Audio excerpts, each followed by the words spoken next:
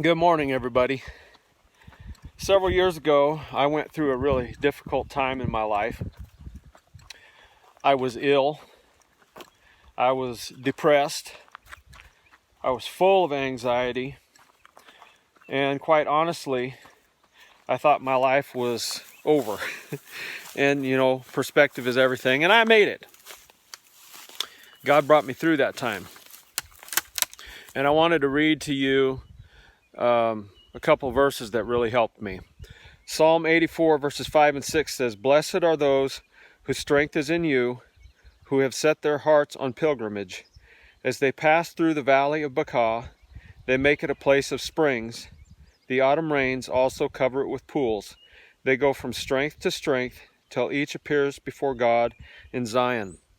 And when I got to those verses, I didn't really even know completely what they meant. I just knew that there was something there that I needed, especially the part about having strength and strength in the Lord, which I didn't have. But over that time, I came to see some things that were really important in life. And the first part of that is strength. Our strength is in the Lord. It's not in ourselves. In fact, if you're attempting to live life on your own strength, you're in big trouble. And the next part of that verse that really stood out to me was the idea of pilgrimage, whose heart is set on pilgrimage.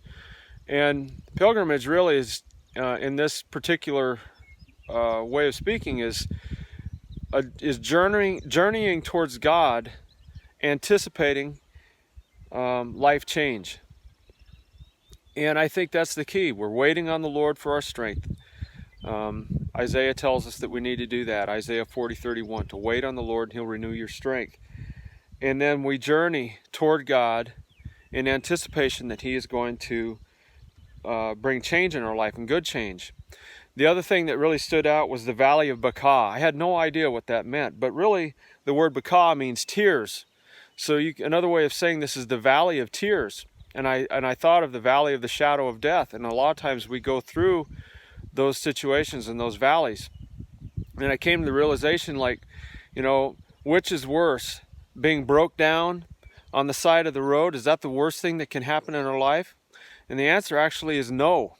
The worst thing that can happen in our life is that we could be fully functional heading in the wrong direction.